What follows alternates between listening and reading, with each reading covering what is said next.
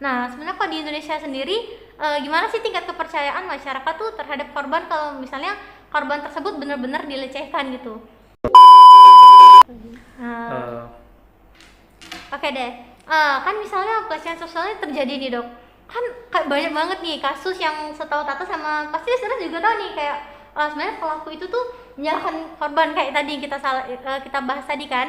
Nah, gimana sih sebenarnya kok fenomena victim blaming itu atau pelaku menyalahkan korban itu kok bisa terjadi di masyarakat gitu dok? Apakah karena membahas norma sosial tadi atau bagaimana itu dok? Oke, kita mulai dari si pelaku ya yang memiliki kemampuan manipulasi. Berarti dia bisa menyalahgunakan kemampuan itu untuk menggiring opini masyarakat. Seperti saya bilang tadi, dia mungkin meng-highlight kekurangan-kekurangan yang kadang-kadang tidak relevan dengan kejadian tersebut. Nah, ketika itu di-highlight, masyarakat akan melihat, oh betul orang ini punya kekurangan gitu ya. Siapa sih nggak punya kekurangan sebetulnya ya? Betul orang ini punya kekurangan gitu, sehingga mulai mengarahkan ke sini gitu, mengarahkan kepada korbannya kurangnya ini, kenapa ya, seperti saya bilang tadi, kalau nggak mau ya ngomong aja, teriak gitu ya, keluar gitu. Tetapi satu hal yang kita juga perlu pahami, setiap orang itu punya polanya masing-masing ya. Ketika kita memahami pola dan kepribadian dari masing-masing, baik pelaku maupun korban, kita bisa melihatnya dengan lebih seimbang. Kita bisa menentukan dengan lebih bijak, apakah betul layak nih disalahkan si korban, apakah betul layak si pelaku dikasih yang seberat ini gitu ya. Kalau kita sudah mengenal kedua belah pihak, nah yang menjadi tantangan adalah mau nggak kita mengenal korban ini lebih dalam. Mau nggak kita lebih mengenal personalnya bagaimana, kelebihannya apa, kekurangannya apa. Mau nggak kita mengakui bahwa si pelaku juga punya kelebihan tadi, tetapi disalahgunakan gitu. Ya, kalau kita bisa melihat dengan lebih seimbang, mudah-mudahan kita bisa menentukan pendapat dengan lebih bijak. Ya, dilihat kedua belah pihak, lihat lebih dan kurangnya, kenali. Ya, kita diciptakan untuk saling mengenal. Bener banget, listener. Jadi kita kalau misalnya itu jangan langsung salahin ke kita ya. Kita juga harus mengetahui kelebihan kekurangan korban dan kelebihan kekurangan pelaku gitu. Tapi di lain sisi pelaku tuh gunain kelebihan dia untuk sesuatu yang salah Berarti gitu. victim blaming tuh Kalau kita belanja apa gitu, kita pengen kenal produk ini ya. Iya benar. Sebelum kita memutuskan ini baik atau betul atau buruk gitu, ini dibeli atau enggak. Ketika kita melihat orang, kita kenali juga gitu, lebih dan kurangnya sebelum kita putuskan ini orang yang salah, orang yang benar, ini layak jadi teman, jadi sahabat atau kenalan biasa gitu. Kita kenal dulu, beranikan diri kita untuk mengenal orang lain. Bener banget Oh, sih. iya sih. Jadi Berkaitan nggak sih sama manipulatif yang tadi tuh? kaitan banget dong. Kaitan Sebenarnya kita banget. nggak bisa langsung ngejudge gitu kan atau bentuk. Oke. Nah dok, mungkin tadi udah di dampaknya juga ada Udah sedikit kan? di ini kali ya. Kita langsung aja kayak menurut dokter nih, kalau tadi kan kita udah sedikit banyak nyinggung tentang lingkungan gitu kan. Ya mungkin ada kriteria lingkungan yang aman untuk korban gitu. Itu apa dok? Saya sering mengatakan lingkungan yang suportif. Ya, kita sering mendengar komunikasi efektif. Ya, saya pengen mendengarkan juga istilah komunikasi yang suportif sifatnya, yang bukan blaming, bukan persaingan yang tidak sehat tapi saling memuji, ya, persaingan pola bahasa yang didasarkan pada tata krama sopan santun tadi, saling menjaga perasaan orang lain tanpa membatasi kebebasan untuk menyatakan pendapat. Nah, ini kadang-kadang orang menganggap ini lahan yang sempit, padahal tidak sesempit itu kok. Ya, kebebasan berpendapat di sini, terus komunikasi yang suportif di sini masih ada lahan yang relatif luas sebetulnya di tengah-tengah sini. Kalau kita mau menggalinya, karena pola komunikasi itu tidak bisa dibentuk dalam 1-2 hari, tidak dipelajari di kelas dengan papan tulis, enggak, tapi perlu dipraktekkan dan dirasakan bersama, nyaman atau tidak gitu. Ya, ada general rules-nya bahwa secara umum kita tidak berbohong misalnya, itu general rules, dan ada juga yang sifatnya personal. Kalau sama teman saya yang satu ini dia sensitif, jangan tanya tentang ininya gitu. Ada yang personal juga. Ya, sekali lagi, ketika kita bisa mengenal orang lain, kita juga bisa menentukan ini komunikasi yang bagaimana. Ya, dan sejujurnya kalau kita mau melakukan hal ini bukan hal yang berat kok. Ini bukan hal yang berat. Jadi ini bisa dilakukan, dan kalau kita mau, bismillah, mudah-mudahan kita menjadi lebih bisa menjaga perasaan orang lain juga gitu. Oke. Bener banget sih, Tak. Kayaknya gini deh, kita mungkin ya dok, kita tuh jangan berharap ada lingkungan yang sehat buat korban, tapi jadilah diri sendiri tuh lingkungan yang sehat buat korban. Betul sekali. Karena semua dimulai dari diri kita sendiri, Iya nggak sih, dong. Tak? Dari diri sendiri ya. Oke deh, gimana nih? Jadi kan ada beberapa nih dok, kayak misalnya masyarakat tuh mungkin nggak percaya nih sama korban karena mereka tuh bukan lingkungan yang sehat sebenarnya buat korban kan. Nah sebenarnya kok di Indonesia sendiri gimana sih tingkat kepercayaan masyarakat tuh terhadap korban kalau misalnya korban tersebut benar-benar dilecehkan gitu? Oke. Saya pernah melihat lingkungan yang suportif, saya pernah melihat lingkungan yang tidak suportif. Tapi saya tidak pernah membandingkan banyaknya secara kuantitas mana yang bagaimana gitu ya. Saya pernah melihat lingkungan yang suportif, ketika ada korban dia memberikan support, diberi shelter, kalau dia butuh nangis dikasih shoulder to cry on gitu ya. Ketika dia pengen curhat dikasih telinga yang mendengarkan, attentive listening sifatnya, bukan judgmental gitu. Ada juga yang sebaliknya. Ya, kenapa itu bisa terjadi? Sekali lagi faktornya banyak. Kita ngomong soal masyarakat nih, bukan cuma satu individu. Satu individu saja banyak sekali yang akhirnya menjadi penentu dari perilaku, apalagi masyarakat luas. Ya, di situ balik lagi kita akan kita akan membahas tentang hal-hal yang sifatnya sosial, sosiologi, antropologi. Hal-hal seperti itu yang akan memberikan pengaruh. Karena itu kalau kita memang bicara tentang budaya, apalagi kasus-kasus yang pelecehan yang makin marak, jadi tanda kutip dikhawatirkan jadi budaya tersendiri nanti, kita tidak bisa bicara sendirian. Ya, dari tenaga kesehatan akan ngomong, dari para pendidik juga akan ngomong, para ahli-ahli sosial akan ngomong, orang-orang yang punya kewenangan akan ngomong, mereka yang ngerti tentang agama akan ngomong. Itu penting, kerjasama itu penting sekali. Bener banget sih. Apalagi kan kita makhluk sosial ya, masih manusia gitu kan. Jadi ya pasti kerjasama, terus komunikasi, lingkungan juga mendukung gitu kan. Oke. Terus nih dok, menurut kasus-kasus yang sudah beredar sekarang gitu ya dok ya, sebenarnya seberapa baik sih masyarakat kita ini udah aware atau sadar gitu tentang kasus pelecehan seksual ini, berhubungan dengan penanganan, terus cara perlindungannya, terus dari melapor juga, serta cara pencegahannya juga. Ya, sekali lagi saya tidak bisa bicara secara spesifik berapa persen, seberapa aware, tetapi saya tahu ada orang-orang yang punya perhatian, ingin mengembangkan suatu sistem yang bisa mencegah dan kalau kejadian menjamin keamanan orang yang mengadu gitu ya. Itu saya tahu ada orang-orang yang mau mengusahakan hal tersebut. Ya, untuk hal itu kita sama-sama berdoa. Mudah-mudahan perjalanannya akan dijaga dan hasilnya memang memuaskan. Di situ. Ini dok, boleh nanya gak? Sebenarnya Tata kemarin tuh kayak pernah baca kan, kalau misalnya semakin banyak kasus pelecehan seksual, berarti bisa dibilang nih mungkin daerah itu tuh berarti agak rawan gitu ya buat ditinggali, pokoknya nggak safe, nggak aman gitu kan dok. Tapi sebenarnya benar nggak sih dok, semakin banyak semakin tinggi kasusnya, artinya semakin banyak orang-orang yang berani speak up. Berarti itu tuh ada sisi positif juga dong dok dari hal tersebut dok? Ya mungkin ada sisi positifnya, tapi kita tidak berharap harus banyak dulu kan ya. Iya benar banget. Makanya tadi saya bilang ketika orang yang memperhatikan tadi, mengusahakan tadi, bukan cuma mencegah kejadian, tetapi juga menjamin keamanan orang yang berani speak up. Supaya apa? Supaya satu kasus aja udah ngomong, nggak harus nunggu 127 gitu. Bener. Sedangkan kita misalnya, kalau misalnya masih dikit, kenapa enggak gitu kan, jadi perbanyak lagi itu. Iya, harus dicegah dong. Harus dicegah dong. Masa nunggu banyak dulu? Cegah. Cegah sebelum terlambat. Terus nih dok, kalau misalnya cara peningkatan kesadaran masyarakat sendiri itu mengenai isu kekerasan atau pelecehan seksual tuh, pendapat dokter tuh gimana dok? Kita mulai dari lahan yang netral dulu kan. Ya, tentang apa itu seksualitas, apa itu hubungan sosial, apa itu hubungan seksual, hal-hal netral dulu, sampai akhirnya kita mulai membahas mana yang di luar dari seksualitas sosial yang sehat gitu ya. Karena kita backgroundnya adalah medis, kita ngomong dari yang sehat dulu, kemudian kita lihat mana yang tidak sehat gitu. Nah baru kita akan, kalau mau ngomong soal hukum ya tentu kita perlu mendengar pendapat ahli hukum juga di sini ya.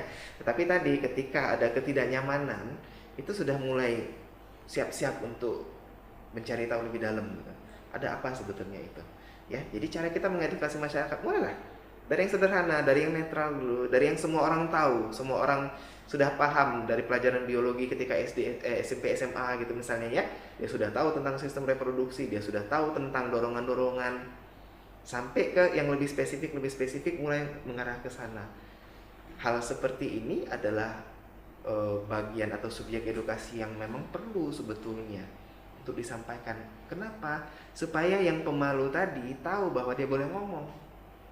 Kalau nggak diedukasi, bagaimana dia bisa yakin bahwa dia boleh ngomong? Namanya aja udah pemalu kan dari awal gitu. Apalagi kalau ada orang-orang yang cenderung self-blaming. Nah itu juga lebih perlu lagi dia mengetahui bahwa speak up itu bukan berarti menyalahkan, bukan berarti membuka aib, bukan berarti apa gitu. Tapi memang diharuskan gitu kan memang. Betul. Sekali lagi kalau kita bisa kolaborasi, enak tuh. Bukan cuman medis, hukum, tapi yang lainnya juga. Ya kan speak up tuh bukan karena kita menyalahkan korban, tapi kayak memberitahu gitu ya, untuk aware gitu dan ya kasih tahu masyarakat kalau misalnya itu tuh nggak benar gitu. Betul. Kan. Nah kemudian bagaimana sikap masyarakat ketika ada yang speak up? Nah itu juga perlu kita sampaikan seperti tadi, kenali dulu orangnya. Apakah betul si korban ini ya? Kalau saya bilang gini ya, kalau korban ini yang memancing, berarti korban ini punya kemampuan manipulasi. Kita lihat dulu riwayat sebelumnya, betulkah korban ini sering memanipulasi orang lain? Oke. Ya, dalam kasus-kasus yang tidak banyak memang ada orang yang memancing sehingga yang ini kejatuhan jadi pelaku. Pelaku tetap salah tetapi dia dipancing gitu. Ada kasus yang tidak banyak yang seperti ini. Nah, untuk hal itu kita perlu melihat polanya dulu bagaimana. Betulkah orang ini manipulatif? Ketika dibandingkan korban dan pelaku, mana yang lebih manipulatif sebelumnya? Ternyata yang lebih manipulatif adalah yang salah satu gitu. Oke, berarti judgement kita akan didasarkan dari pengetahuan tersebut juga.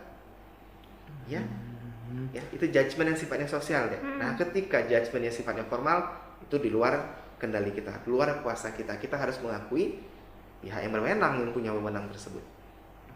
Manipulasi itu bisa terjadi buat korban maupun si pelaku ya berarti ya. Semua orang memiliki bakat manipulasi sampai level tertentu lah gitu. Nah, makanya saya tadi bilang di awal, saya klarifikasi dengan tegas, penyalahgunaan kemampuan manipulasi itu yang perlu diwaspadai. Bener banget.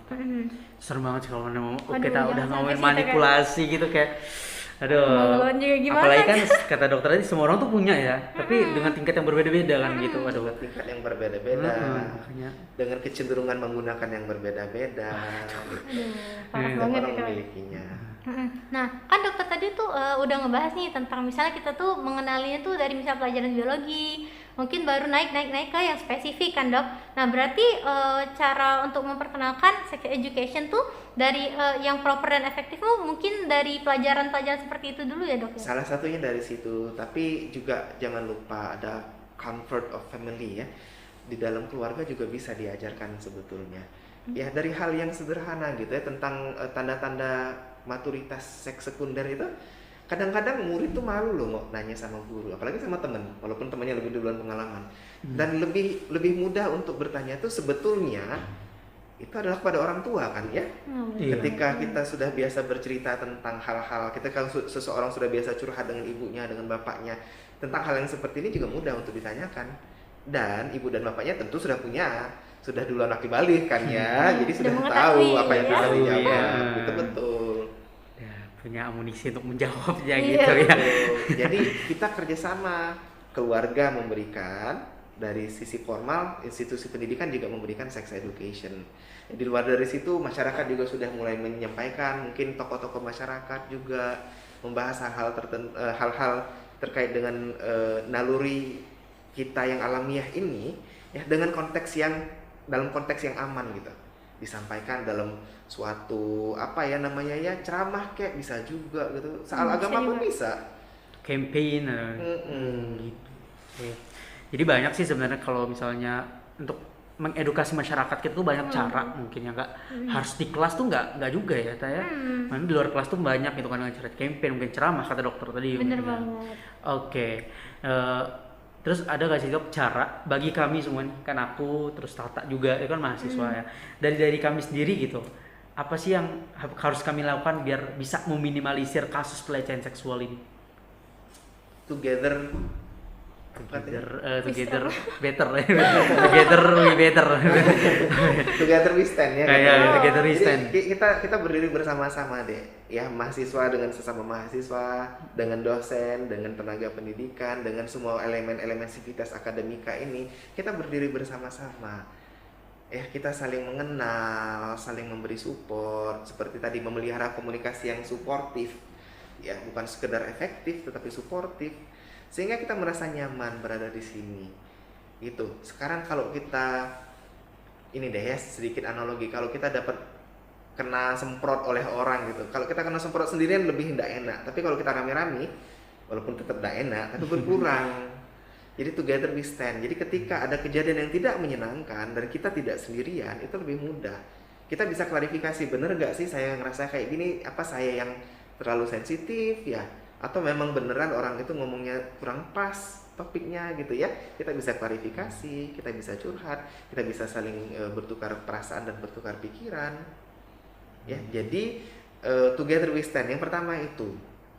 Yang kedua, lihat lagi aturan-aturan yang berlaku. Aturan itu dibuat, sebagian besar aturan dibuat untuk saling melindungi kedua belah pihak gitu. Ya, siapapun, baik itu calon korban maupun calon pelaku, itu dilindungi dengan aturan-aturan ini sebetulnya. Lihat lagi di situ, kita patuhi bersama, dan ketika kita sudah ngomong, ya, ketika kita sudah mematuhi aturan, tentu mudah bagi kita ngomong sama orang lain, kamu nggak patuh, gitu ya. Lebih mudah kan kita ngomongnya, karena kita aman, kita sudah terlindungi karena kita sudah patuh dengan aturan tersebut. Ya, jangan sendirian misalnya, jangan di ruangan yang sangat tertutup misalnya. Hal-hal yang seperti itu ada aturan tertulisnya ya, itu juga perlu kita pelajari bersama dan diterapkan bersama, saling mengingatkan dengan cara yang suportif. Iya, analogi sapu lidi gak sih? Kalau misalnya satu tidak akan bisa kayak lagu gak sih? If we go down then we go down together. Oh, saya gak bisa nyanyi. Aduh. Oke Daniel, kan misalnya di sekitar kita sendiri ya dok ya, misalnya di kampus nih, sebenarnya itu tuh udah ada nggak sih ruang aman bagi mahasiswa sendiri, atau cukup baik gitu buat kita dari pelecehan seksual gitu dok? Saya pikir di ruang kampus manapun ada ruang terbuka ya, yang ketika itu tidak terbatas oleh dinding, atau setidaknya misalnya di luar dari ruangan tersebut letakkan ada kursinya di situ tempat duduk, itu adalah salah satu ruang aman sebetulnya, ruangan terbuka ya, artinya ya bukan dalam ruangan artinya gitu ya, itu adalah salah satu ruang yang aman untuk berkonsultasi, untuk berdiskusi gitu. Kalaupun ternyata ada ruangan yang sepertinya kita rasa nggak aman, tadi deh kita nggak sendirian, jadi ngajak ke dalam gitu. Oh iya benar banget. Oh iya benar banget. Iya, tadi kan dokter udah sempat bilang nih, kalau kita kan harus kayak together we stand gitu ya, dengan teman gitu atau dengan aktivitas akademika gitu kan. Tapi gimana nih kalau misal ternyata salah satu dari kita gitu, teman kita atau aktivitas itu melakukan, tapi cara pencegahannya aja tuh gimana dok? Biar melakukan pelecehan maksudnya? Iya, dan cara pencegahannya tuh gimana? Jangan sampai berlanjut. Jangan sampai berlanjut gitu. Oke. Namanya teman ada caranya sendiri ya untuk mengatasi perselisihan di antara sesama teman-teman kan ya. Ada gayanya sendiri, bisa ngomong secara verbal, bisa secara tidak langsung, tadi ngomong sama temannya dulu gitu ya. Dan sebetulnya ketika hal itu sudah terjadi, maka itu harus diomongin bahwa itu memberi dampak yang tidak bagus, bahwa itu melanggar aturan gitu. Ya, apalagi kalau dua-duanya udah melanggar aturan, memberi dampak yang tidak nyaman pula gitu. Ini sebaiknya diomongkan. Ya, secara umum diomongkan. Strateginya yang bagaimana? Setiap orang beda-beda. Setiap kelompok, setiap grup beda-beda. Ada yang ayo kita kumpul sama-sama, bentuk lingkaran, terus kita ngomong dari suasana hati yang paling dalam, ngomong dulu, ngaku dulu. Pernah enggak melawan kesalahan gitu? Ini ngaku, ini ngomong, itu ngomong. Kita tunggu yang ini ngomong apa enggak gitu. Ada yang kayak gitu stylenya. Ada yang secara frontal langsung disidang. Ada yang dengan cara yang berbeda lagi, ngadu dulu sama pihak yang berwenang, dan seterusnya. Ya, secara umum ini harus dibahas, secara khusus tolong dibuat strategi yang sesuai dengan kelompok masing-masing. Seharusnya lingkungan pendidikan itu seharusnya menjadi tempat yang aman ya dok bagi kita Betul. sendiri. Ya, yang kita anggap aman malah takutnya jadi tempat yang nggak aman kan gitu, makanya Jangan sampai dong. jangan sampai gitu kan. Mungkin Insya Allah kalau lingkungan pendidikan itu didesain sedemikian rupa memang untuk dibuat aman. Insya Allah seperti itu. Tapi kalau ada sesuatu dan lain hal bukan berarti kita tidak boleh ngomong. Ya, kalau ada hal-hal yang kita rasa kurang nyaman tadi, ngomong, lapor. Baik sama teman dulu maupun sama siapa gitu. Berani speak up bahasanya gitu. Mungkin ada sih beberapa korban, mungkin mereka tuh mungkin bisa speak up nih dok, tapi mereka tuh nggak peka sama pelecehan seksual tersebut karena sex education-nya ini kurang nih dok. Bisa nggak dibahas lagi dok? Sebenarnya Tentang lebih, sex education iya itu, lebih spesifik tuh mungkin biar listeners kita nih lebih peka gitu tentang hal tersebut. Ya, kita membahas tentang sex education, kita tidak bisa melepaskan lagi sekali lagi norma sosial. Dari tadi saya mungkin hal ini tidak bisa melepaskan dari itu. Setiap orang punya setnya sendiri norma tersebut. Ya, ada yang seperti tadi saya bilang di negara tertentu mungkin pelukan itu oke-oke saja, di sini mungkin enggak.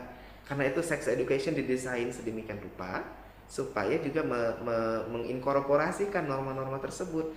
Kita bisa mengatakan seorang laki-laki dan perempuan nggak boleh berdua-duaan karena ada dalil, misalnya kalau kita pakai agama ada dalilnya gitu. Itu adalah salah satu bentuknya juga untuk disampaikan gitu ya, tentang hal-hal tentang aktivitas-aktivitas seksual gitu ya. Dan yang penting adalah selain apa yang nggak boleh, kita juga perlu menyampaikan apa yang boleh, karena seksualitas itu adalah naluri yang alamiah. Sifatnya nggak bisa kita kita harus mengakui bahwa itu ada, bahwa itu termasuk bagian dari kebutuhan. Nah, itu juga perlu dipelajari. Kadang-kadang kita lupa membahas tentang yang ini atau membahas tentang yang itu. Sex education yang bagus itu membahas dua-duanya kalau bisa. Kalau mau menyalurkannya caranya begini ya, dengan menikah, mencari pasangan, mewujudkan fantasi-fantasi dan seterusnya gitu. Dan jangan seperti ini, jangan ini gitu ya. Di mana tempatnya juga perlu dibahas. Itu tempat untuk menyalurkan kebutuhan tadi ya. Itu juga perlu dibahas, apakah misalnya menunjukkan kemesraan di muka umum itu akan memancing, walaupun suami istri ya. Nah, walaupun suami istri, apakah itu akan memancing orang lain gitu. Itu juga perlu dibahas. Sekali lagi, normanya beda-beda. Kita ada norma yang umum, itu yang kita pakai dulu ya, bahwa ada kebutuhan yang sifatnya alamiah yang perlu disalurkan cepat atau lambat gitu. Kemudian ada cara penyaluran yang salah, dan ada hukum menyatakan ini tidak boleh, itu juga perlu disampaikan ya. Kalau mau kalau mau bahas lebih dalam tentang sex education, mungkin ada topik tertentu yang spesifik nanti ya kali ya. Kapan gitu ya, nanti episode selanjutnya ya, episode lain kali gitu kan. Boleh. Oke, ini wah apa nih aku mungkin aja ya. Oke, tadi kita udah sedikit menyinggung tentang lingkungan yang aman, menciptakan lingkungan yang aman. Tapi tadi aku tanyanya untuk mahasiswa aja dok. Nah, sekarang aku pengen lebih umum deh gitu, lingkungan yang aman buat kalangan gender, usia, golongan dan sebagainya gitu. Gimana kita menciptakannya itu dok? Lingkungan yang aman tersebut. Aman itu artinya bisa bukan sekedar aman ketika terjadi mudah melaporkan, tetapi juga mencegah gitu ya. Artinya salah satu yang bisa mencegah kejadian pelecehan apalagi yang sifatnya fisik itu adalah tempat-tempat yang ya usahakan sesedikit mungkin tempat yang tidak terpantau. Itu usahakan sesedikit mungkin tempat yang tidak terpantau. Itu kalau bentuknya fisik. Kalau fisik mudah kita lihat, observable gitu sifatnya ya. Yang kadang-kadang agak susah tuh kalau yang sifatnya verbal. Yang verbal ini yang kadang-kadang sampai dibuat pengumuman ya, ngomong gini jangan ngomong gitu ya. Kayak gitu. Itu juga bisa menjamin. Terus kemudian kita juga menyediakan personel yang bisa memantau gitu. Jadi bukan hanya pemantauan itu dibebankan ke masyarakat ya, yang bystander, tetapi juga ada personalnya satpam misalnya ya, petugas yang sifatnya memang patroli gitu, yang melihat-lihat gitu, CCTV gitu, itu juga bisa dipasang untuk menjaga keamanan kita.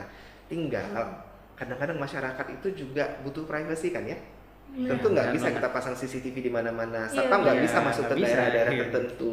Nah, di situ yang eh, semuanya akan kurang lebih kembali kepada diri dan orang yang mendampingi. Kalau anak-anak berarti ada orang tua yang mendampingi. Kalau kita lagi sendirian di mall ya berarti kita di situ akan sendirian di situ. Disitulah kita perlu memperkuat resolve kita. Kita memperkuat apa yang namanya ya, daya tahan kita, kekuatan hati kita. Kalau terjadi sesuatu untuk langsung lari keluar. Diusahakan jangan sampai tempat yang tersembunyi ini terlalu jauh dari tempat yang observable. Gitu. Kalau masuk ke dalam ya toilet gitu ya, jangan sampai keluarnya terlalu jauh juga untuk mencari orang yang bisa ditemui gitu. Bener banget. Oh, intinya jangan pernah sendiri gitu ya kalau misalnya kita mau ini gitu ya. Ya sebenarnya banyak faktor yang bisa memberikan kayak memberikan suatu tempat menjadi tempat aman gitu. Tapi ya ujung-ujungnya tadi balik ke diri kita sendiri gitu. Bener banget. Iya. Jadi bisa dibilang nih kan tadi ternyata kita kan sebagai manusia ini ada naluri ya dok. Berarti sebenarnya naluri itu diperbolehkan, pasti dong makan Iya, manusia. namanya naluri ya. Tapi sesuatu kayak ibarat kayak kita ngasih bumbu nih di makanan. Tapi kalau terlalu banyak kayaknya gak bakal enak juga ya sih makanannya. Asin gitu kan? Iya, ini bener banget nih. Oh iya. Oke deh. Jadi sebenarnya seneng banget nih podcast hari ini nih. Aduh. Iya nih, ya kan listeners juga pikir gitu kan. Soalnya Tata tuh pribadi ya jadi berpikir lebih terbuka dan lebih aware nih tentang pelecehan seksual nih. Nah, kalau misalnya kalau kamu gimana Nuh? Pasti setuju banget dong, Tak. Tadi kita udah dapat penjelasan lebih banyak banget dari narasumber kita yang keren banget, yang kece banget itu yaitu Dokter Dias. Terima kasih dokter atas ininya ya, Dok. Terima kasih juga atas undangannya. Aduh, ya yang terus kita juga terima kasih karena dokter sudah mau berpartisipasi juga menjadi narasumber pertama kita, episode pertama kita di podcast Strat ini ya, Tak ya. Waduh. Nah, terus tuh mungkin juga kan kayak tadi beberapa dokter dia sampein kayak sebenarnya pelecehan seksual itu berbeda dari harus melihat dari norma sosialnya dulu, terus dari perspektif masyarakat itu berbeda-beda juga. Terus tuh bagaimana kita menyikapi menerapkan sex education itu juga berbeda-beda gitu kan, Bener banget. sesuai dengan yang norma Norma sosial, sosial balik yang ke norma berlaku. sosial.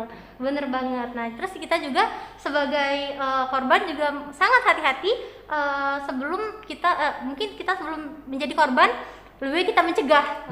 Bener banget. Mencegah banget. Sedia payung sebelum hujan gitu Ah, kan. bener. Jadi dengan mencegahnya dengan apa? Salah satunya dengan sex education sejak dini gitu. Itu salah satunya. Salah satunya terus dengan lingkungan kita yang positif gitu kan. Terus dengan kita belajar berani speak up juga Bener gitu banget banget. tuh. Terus juga dia mendukung teman kita gitu kan yang kayak tinggal lakunya udah aneh apa gimana gitu kan. Kayak diem gitu. Dia kayak diem kayak takut ngomong gitu. Kenapa gitu kan bisa. Oke. Nah, ya dokter. Jadi sekali lagi terima kasih banyak ya atas waktunya dan ilmu-ilmu yang udah diberikan sama Tata, sama Ibnu dan sama listener di rumah. Nah, mungkin nih dok ada mungkin mau nitip pesan-pesan nih Ya, buat mungkin ada nih dok pesan-pesan semua buat nih, Dok. listener dan Iya. para kastrater sekalian iya. gitu. Mungkin boleh nih dok. Oke, jadi kita sudah ngomong tentang pelecehan seksual, pencegahannya, apa itu, dan seterusnya. Beberapa hal yang mungkin ingin saya ulangi kembali itu adalah bagaimana, yang pertama, bagaimana kita perlu untuk menjaga suatu komunitas yang suportif. Ya, komunitas lingkungan yang suportif dan juga bahasa-bahasa komunikasi yang sifatnya suportif. Kita jangan menganggap bahasa yang sopan, santun dan lemah lembut itu kalah keren dibanding bahasa-bahasa yang keren itu, tetapi bahasa yang saling mendukung itu juga sebetulnya keren juga kok gitu. Yang pertama itu, yang kedua, saya harap kita tidak alergi dengan norma sosial sebetulnya. Baik itu norma sosial adat istiadat maupun agama. Karena kadang-kadang ada orang-orang yang ngerasa itu dulu, tapi enggak, itu adalah salah satu hal yang menjaga semua orang. Ya, semua orang. Calon pelaku pun terjaga kalau dia patuh. Ya, yang ketiga, ketika ada kejadian, pandanglah dengan seimbang sebetulnya ya. Kita lihat, kita kenali kepribadiannya masing-masing pihak ini sehingga kita tidak memberi judgement yang kita sesali di kemudian hari. Karena kadang-kadang the truth itu tuh munculnya belakangan ya. Nah, jangan sampai kita udah membuat judgement sebelum kenyataannya itu sampai ke kita dan kita menyesal. Pandanglah dengan baik, dengan seimbang kedua belah pihak kepribadiannya, lebih dan kurang masing-masing sebisa kita.